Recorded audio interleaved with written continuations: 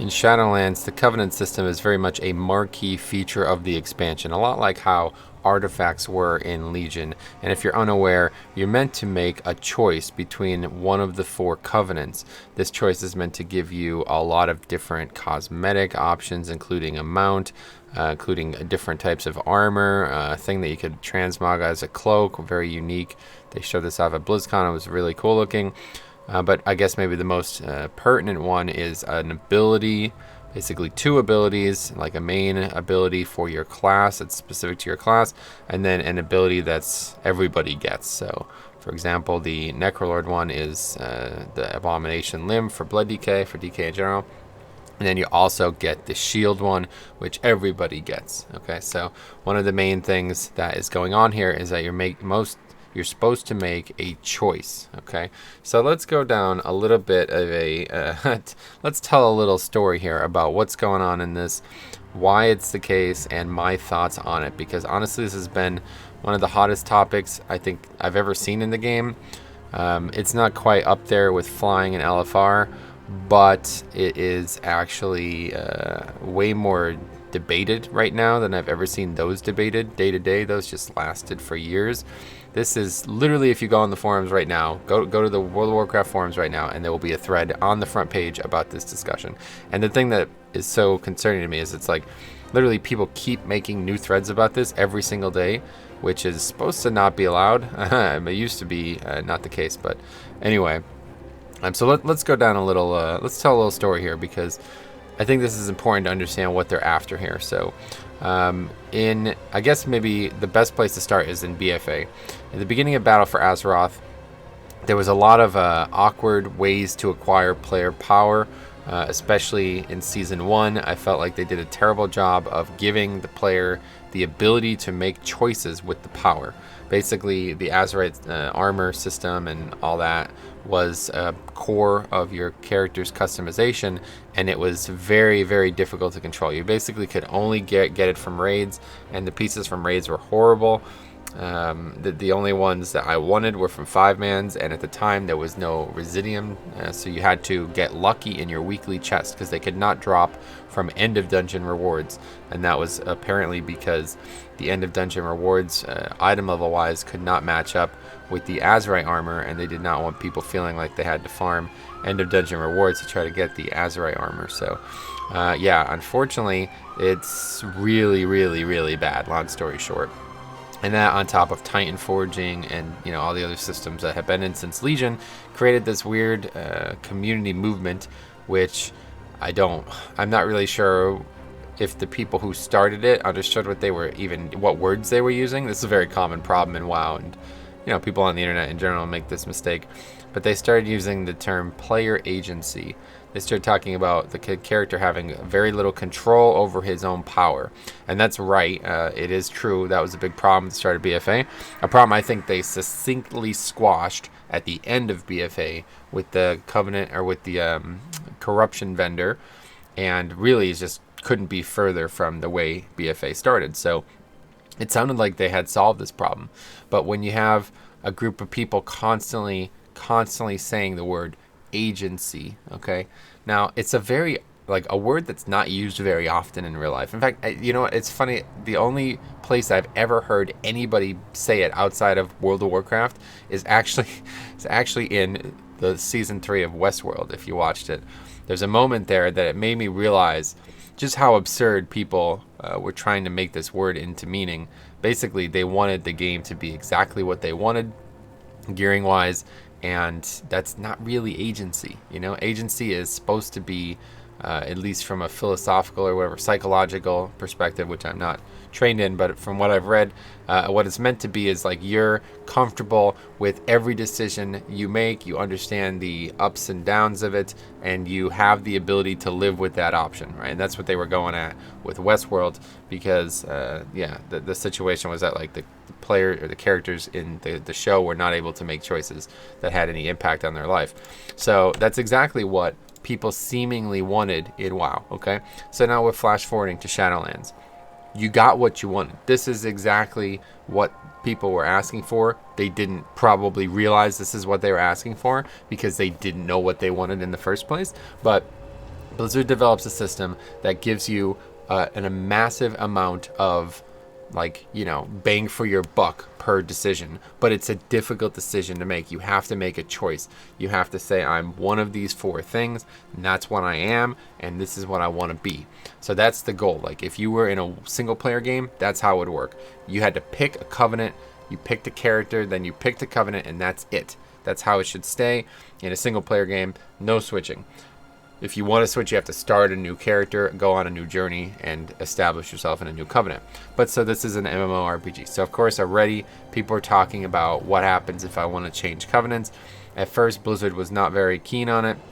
But then they said, okay, this is what we're going to do. We're going to make it so you could change extremely easily. But to go back to a covenant that you were already left is going to be extremely difficult.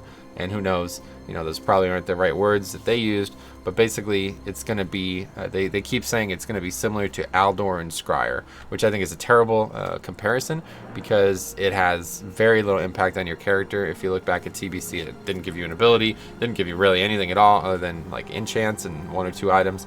But I think what they mean is the way you switch in and out of it was that difficult. So you could switch, but you're probably not going to want to do that frequently. And that's what they're trying to stop here, is very frequent switching, because they don't want this to turn into a talent system. Instead, what this should be looked at is it's a new class system.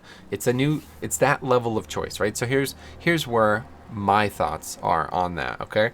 So it's like, I play a Death Knight. I play specifically a Blood Death Knight, okay? If I have any problems that don't align well with a Blood Death Knight, I don't have any way to deal with that other than try to use the kit the best that I can to overcome those problems. Like, for example, right now in Battle for Azeroth, Protection Warrior is just, could be looked at as just better in every way than Blood DK in many scenarios in 5-mans, okay? But you have raids, you have actually some very niche scenarios in 5-mans like AMS and Gore Fiends and Death Grip that can be very useful. You have ups and downs of the class. Right now, the ups might be not very good for DK, and the downs might be pretty bad, but it's still a decision I made a long time ago. I identify with the decision. I feel like I'm personally connected to both the character, Metro Haha, and also the spec, Blood Death Knight, as you know, if you watch this channel. So for me to just willy-nilly switch to a Prot Warrior, I wouldn't do that. That's just not why I play the game. You know what I mean? Just because it's better doesn't mean I'm going to do that. Now, I know a lot of people play the exact opposite. They're only going to play what is perceived to be the best, okay? Now, there's people at the top absolute echelon of the game that have to do that because they're not playing the game. They're not competing against World of Warcraft player versus environment. They're competing against World of Warcraft player versus player. The players that they're competing against are the other people who are also doing that level of PvE. So you have those 3 or 4 teams that are at the top, whether in raiding, PvP, PvE, Mythic Plus, etc. These guys aren't actually competing against the environment. They're competing against each other. And that is not something that Blizzard has designed. That's a community-driven design. They made that competition. If there was no other teams competing, there wouldn't be any PvP elements. You know what I mean? And you could do whatever you wanted and play the best way you did. And honestly, it's kind of parallel to the whole Pokemon discussion we've had, where people create these challenges for themselves and they try to live within those parameters because that's how they find it to be the most fun. So for example, doing a mono run of a challenging Pokemon experience, you're kind of saying like, listen, I want the PvE to be more important. I want the identity of my team to be more important than actually succeeding the best way possible. Like you're adding that challenge. So I would like to see that more in WoW. Like say like, oh, a run where there's like 5 suboptimal specs. I would say that's more interesting to me than this group doing this, key in really fast amounts of time, because I feel like they're playing something in a way that's not maximized, and that means that they're less, that they have a lot more challenge in front of them. It's more like, you know what I mean? Like if you had a group with like a bunch of feral druids and a shadow priest or something like that, like it'd be very interesting to see that group do a 25 or higher. You know what I mean? That's the way I feel about the whole situation. So anyway, the real problem here is that what I think most players are overlooking is that if I wanted to overcome the challenges I'm facing in 5-mans, what I should be doing is switching from Blood DK. Like that's that level of min-maxing that I should be making. And it'd be the same way with Covenants. Like I said this the other day, and somebody said, so 2 abilities and a handful of passives makes a class? And it's like, yeah, have you been around? Do you know what a demon hunter is? Like, no offense, but like, yes, to be honest, some of these things could be as powerful as actual class abilities. Like, even more so, you know what I mean? I mean, the legendaries and the conduits are not specific to classes, but if there's something in one of these covenants that synergizes well with these legendaries, like we talked about with Blood DK, with the talent, the covenant ability, and the legendary interacting with Death and Decay, that could be a really potent thing, especially if Death and Decay gets buffed sometime. So yes, it could be that defining. Absolutely. Maybe it's not right now, but you never know what it looks like in the future. Very possible that in the future, this is as powerful as your own class. These decisions make you powerful as much as your actual spells, okay? So the big problem I have with this is that there's a big group of players who just don't seem to understand that. They're not willing to recognize that, and instead what they want is it to be a talent system. They don't want it to be this overarching big decision and power game. They want it to be a talent system, and they don't realize that, a lot of them don't realize that they want it to be a talent system, and this is why they think they want it to change. It's because they think that they're so limited in their ability to min-max scenarios that it's unfair to them, it's unfun for them, and it's not within the spirit of the game. Like, typically they believe they have every opportunity to min-max, which I don't see how they could believe that, but that they are being unfairly shunned in this one scenario here. So it's kind of turned into this us versus them situation, and up until last week I was on the other side of this, but now I'm going to say that I'm on their side of this, and not for the reasons you might think. So let's discuss what this argument seems to boil down to, at least from what I've read.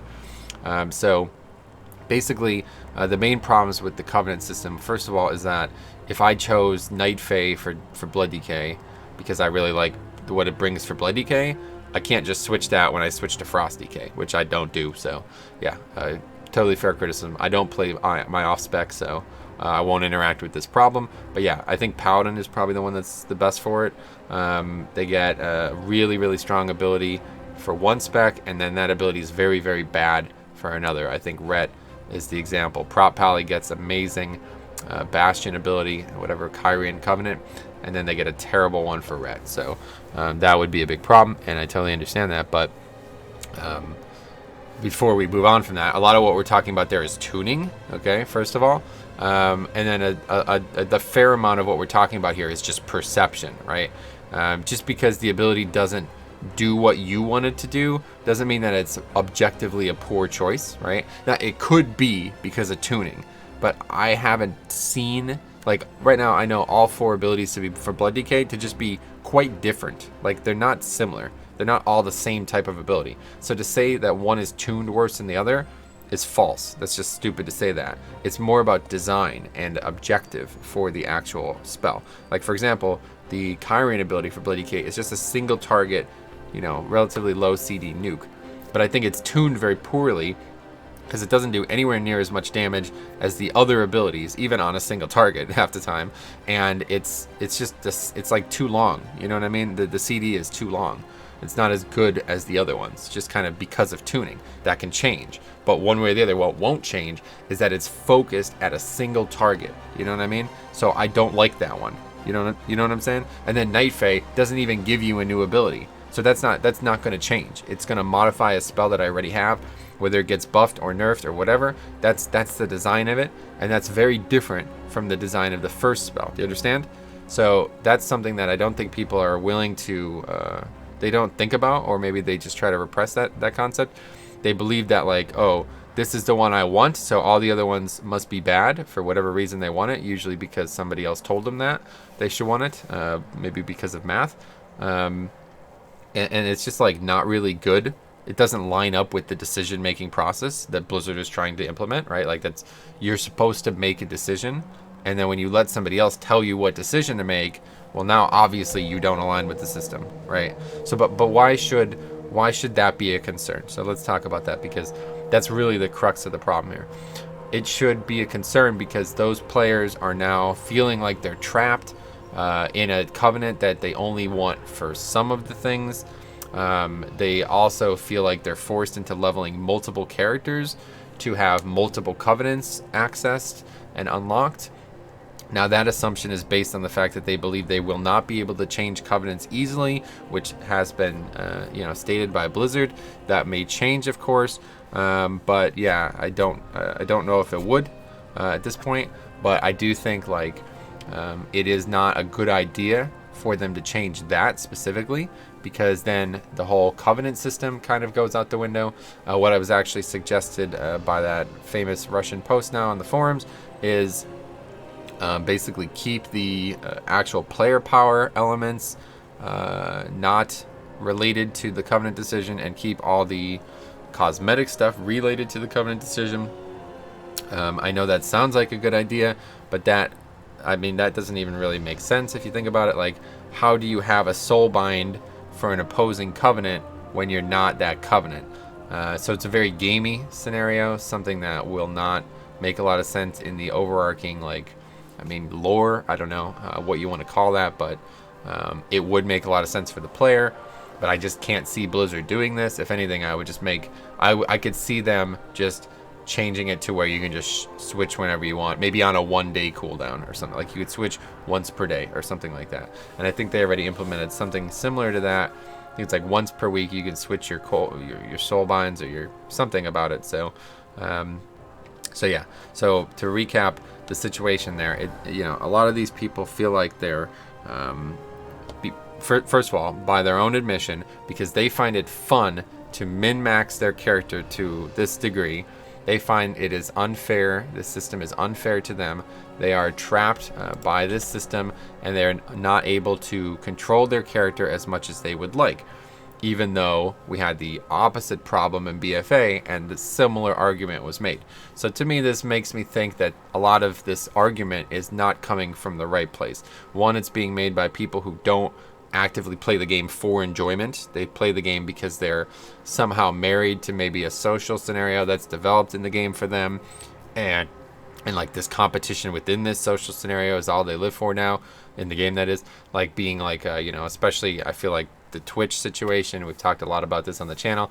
This kind of like almost toxic social circle that has developed over Twitch, where I have to compete, otherwise people are going to type emotes at me and make me look like a fool. I feel like this is a lot of it.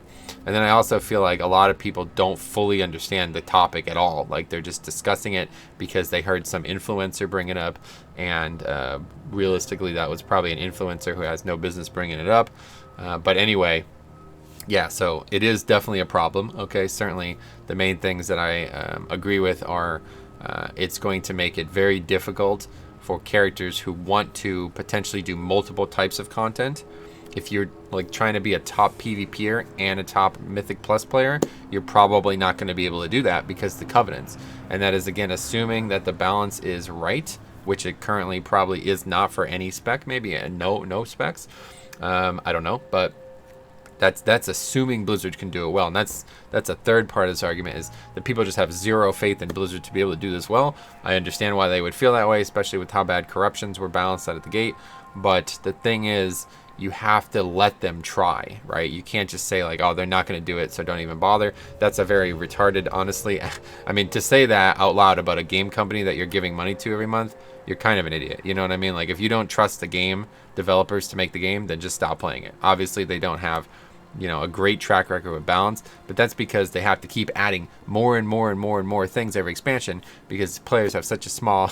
Anyway, So the main problems here are ones that are not solvable easily, right? Like, you can't play your off-spec well, you can't do multi-types of content in a maximized way, but the problems that I don't believe exist to the degree that people think exist are that, like, I need to be able to min-max every moment of this game, whether it's like a AoE fight versus a single target fight, whether it's Plaguefall versus whatever, the Bastion dungeons. You know what I mean? Like, they don't understand that you've already submitted to making poor choices when you picked your class, you picked some of your gear, you picked some of your playstyle. You know what I mean?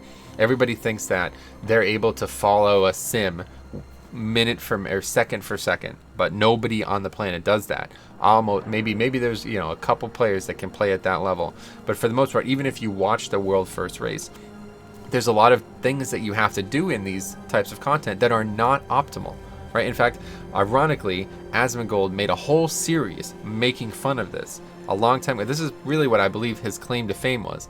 He made a video series about how you could just ignore things that should matter to optimize your offense, and it was actually like hugely, like, you could learn a lot from that just because of how true it is.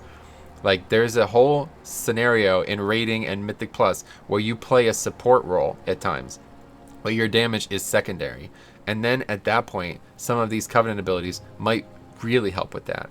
Or what they're doing now with dungeons, they're adding like Covenant buffs, which I'm not a huge fan of, but I believe it will keep the balance of Covenants at something that is manageable, because, you know, realistically, I believe Blizzard knows they cannot get the actual numerical tuning right, but instead what they're trying to do is kind of almost overwhelm the system with all these different choices, so that there's so many choices that it'll just be impossible to actually mathematically produce reality. Even though these idiots in Discords are going to try, there's not any reality there. Like, you could have so many different choices. There's like probably like 15 or 16 different choices just on one single spec per dungeon, that there's no possible way to sim that, on top of how many variables there are in the dungeons. You know, like what comp you have, how fast you're going, when your CDs are up and when they aren't. These things are just so many variables that make it impossible to sim, to mathematically model Mythic Plus. Really, the only thing you can mathematically model is raiding, and even that has gotten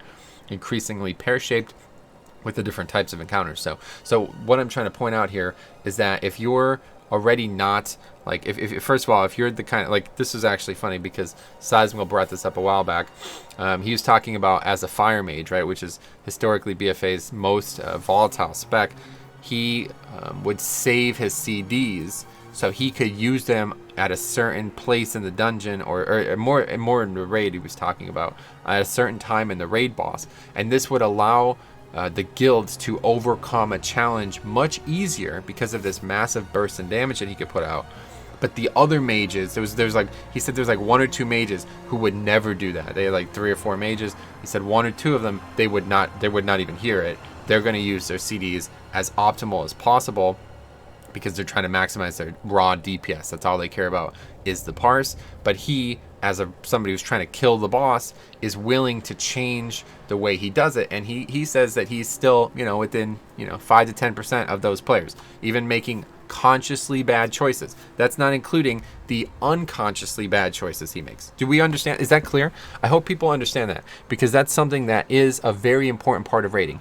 If you have 20 people who are literally only there to parse, you cannot kill a boss. Not possible, okay? Maybe months after you kill it the first time, but no way will you progress with 20 people who literally do not care about doing anything other than their maximized rotation. And even if you took the human element out of it and you brought in a robot that executed the perfect rotation every time, it would, the robot would die, because it would be executing the perfect rotation, meaning it has to be in range of the boss at all times, meaning it has to stand in mechanics, blah, blah, blah, all these things. You know what I mean? Attack ads that don't need to die. A bunch of poor decisions. So are we clear on that? Okay? So just playing the game has you do suboptimal things at times. Now that's just within your character and your human being personality. You know what I mean? So then you have classes, right? So we're talking about Fire Mage. So if Fire Mage was not good for a fight, not like that's the case, but if there was a situation where Fire Mage was bad for a fight and say Shadow Priest was good for a fight, then the optimal play would be to switch from Fire Mage to Shadow Priest. Do you do that? Okay, every single fight, do you switch? Maybe there are some people out there who do that, but I don't think a lot of people do. And I know there's one guy on the forums who keeps bringing this stuff up. He doesn't do that. I could tell. So you know, you're already playing a suboptimal spec in a raid group that's asking you to do suboptimal things. So why is everybody so concerned with the Covenants being maybe suboptimal for your spec, or putting you in suboptimal scenarios. It just doesn't make any sense to me. Not that you shouldn't be upset about it, but just start thinking about this. Like, are you sure that you're this good at the game to be worried about this? Because realistically, I look at a lot of these people having this argument, and they're like, blue or purple parses at best.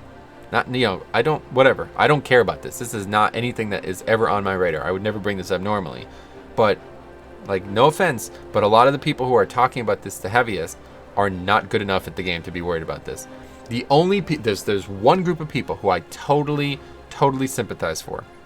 That is the people who are going to level 4 characters, who are going to take every single possible advantage because they're not there to beat the boss. They're there to beat the other guild to the boss.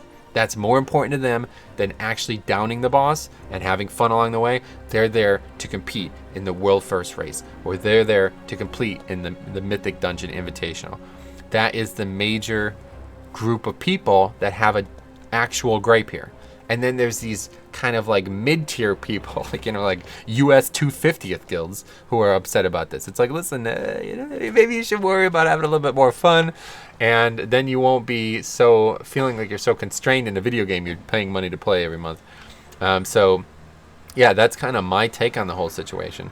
I don't, but again, I'm on their side now, because originally I was like, regardless of what my position was before, now I agree that limiting those people is bad for the game. And I'm going to tell you why. It's not for the reason you think it is. It's because those US 250 guilds, they copy these guys like they have no brain in their skull. They cannot possibly make a conscious thought without looking at what somebody else is doing and trying to replicate it.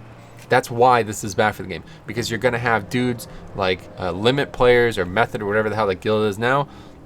They're going to be streaming them leveling 4 Death Knights. They're going to be streaming them unlocking 4 sets of power gains and doing these really things that if the casual idiot out there sees this, he's going to think that this is what the game asks, because he can't think for himself. And that's a big problem with this game right now, is there's such a herd mentality in like the above average player pool, right? Like, I don't really know. Let me put it this way.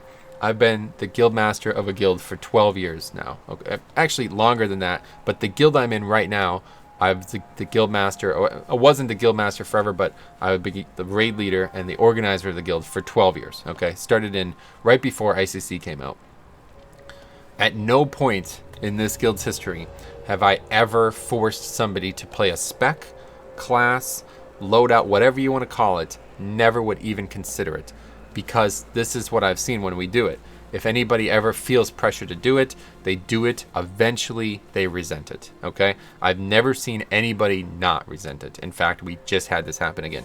The most mild-mannered, twice, this tier, the 2 most mild-mannered people I've ever played the game with. We tried to force them to play off specs because it wasn't even like I couldn't help it. We couldn't raid if they didn't. They played in scenarios that they didn't necessarily want to be in, and they told me every step of the way, literally every time it got brought up. Oh no, absolutely, I'm totally happy with it. No, that's fine. I want to help the guild as much as I can. 2, maybe 3 months down the road, they're a different person. You can tell they're not enjoying it, even if they say they are. Say they're there to help the guild. It's just not good for the psychology of it. You know what I mean? So playing something that you don't want to play just because you believe it's what you have to do makes you resent the game. And guys, that's where I'm at in BFA. Unfortunately, it's just the truth. It's the exact same system that we had, exact same problem with the system we had in BFA. I wanted to do something very specific with my Death Knight, with corruption. I actually made a video on it when I finally was able to do it, and it's just staggering to me that anybody would be this close-minded, and this like, I don't even know how to describe it. It's just retardation, honestly. People who can't think for themselves, and they look at somebody else playing the game a different way, and they jump through every possible mental hoop they can to make it seem like I'm invalidating the game, like I'm making myself look like a fool or something like that. Like, don't ever watch this guy because he's doing something that's not what we agree with, and it's not good mathematically, so it's wrong. It's just objectively wrong. Don't ever trust this guy. That literally happened to me in Battle for Azeroth. And then over time, it wore on me so heavily that I felt like I just don't want to deal with it anymore. So I switched the way I dealt with my Death Knights, power and gear and everything like that. And it was fine for a while. It did allow me to progress in a more uniform fashion, less mistakes. It's easier to not die, basically, as a Blood DK this way. And I did progress faster, but now I'm at a point where I just don't really want to play the game anymore because I could have been having fun the whole time, but instead I had these roller coaster rides of fun and enjoyment that just ended up not being good. So the counter argument to that is people are going to say like, okay, so your mentality is not what we have. We have a mentality where the only time we're having fun is when we're doing our absolute best. And all I'm saying is, are you sure that's the case? That might be what you're telling yourself. But unless you're switching your class and talents and, everything that can be switched, literally every fight, constantly trying to compete for the #1 parse in the world, you're switching your raid up, like you're switching your strategy up to do this. You're killing things that might not need to be killed by you, but you're doing this to try to get your best parse. You're snubbing other people in the raid to do it. All of these really selfish mentality things. Unless you're already doing those things, then you're not in that level, man. Just relax. Just chill out and have fun. You know what I mean? Play the Covenant that you enjoy. If you want to try to pick the one that seems the mathematical best, do it. Go for it. It's you know what I mean? This isn't like some system that needs to be torn down just because you think you're better than you are. That's just the TLDR here, okay? And the big problem I have with it is that it's going to get torn down because these people just will not stop talking about it. Literally, they will not stop talking about this until it's changed. And it's really, really, really selfish. I have a big problem with it morally because they know what they're doing. They know that they're actively decaying the system just because they can as players. The gameplay is no longer interesting to them. It's only about what they can get out of it. And when you have you believe you have this type of power in a social community, it's this is the actual definition of toxic. That is actually toxic, not like, oh, these two people are arguing, that's toxic. No, this is actually toxic behavior. This is morally corrupting the fabric of how the game is designed because they don't believe it aligns with their interests. And then like their position is that it doesn't matter. And for me, I actually agree with this. Like, I don't agree. I don't care, to say. Literally, if they change the Covenant system to what these people want it to be, it's not going to change anything about how I play the game. I'm still going to pick the Covenant I want regardless. I'm still going to use the ability I want regardless. But we're probably, ironically, this is going to be a worse system for me specifically and probably for a lot of other people. Ironically, they think this adds more choice. So everybody memes on the meaningful choice thing, but they actually misunderstand the whole point. So what we're talking about here is a choice that you make. It's just like your real life, okay? This is the best way to put it. This is what agency is. As a 30-year-old, I choose to spend my time playing golf. I choose my time to spend playing World of Warcraft, making videos, trying to help people, trying to do things. At one point, work in the dental field. Those were choices of agency I made. I was able to go to work every day, and as a result, I got money from it. I was able to play golf a couple days a week. As a result, I got better at it, had some fun outside, got some fresh air, got some exercise. That's agency. That's me making a choice, getting the benefits, doing so consciously, and it having an impact on my life. That's what the Covenant system is. You choose a Covenant, you weigh the options, you pick the one that's the best, and you reap the rewards and deal with the downsides of it, okay? So people don't want that, and they think that this will give more choice the other way around. But instead, it's going to be the opposite. I'm going to tell you why very quickly. Because when you have all four of these abilities and these suites of power, I really don't know what people are thinking is going to happen with soulbinds, but I promise you this: you're not going to have a Necrolord soulbind as a Kyrian Covenant. That will not happen one way or the other. Yeah, and it's because about visuals too. I don't think a lot of people thought about this. Like, the visuals and the representation in your Covenant is more important than the actual spells to Blizzard. not necessarily the players.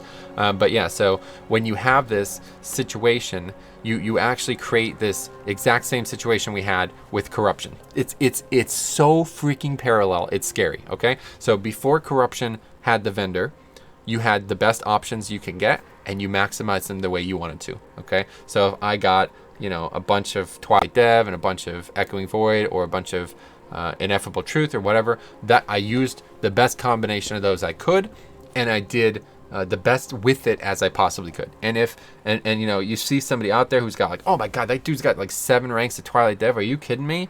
Well, I only got 2 ranks, but I'm doing the best I can. That's actually what real life is like too, right? Not everybody is born with great genetics or has the mental capability or even physical capability, you know? Everybody has a little bit of drawback and setbacks at times, and you deal with those as a human being.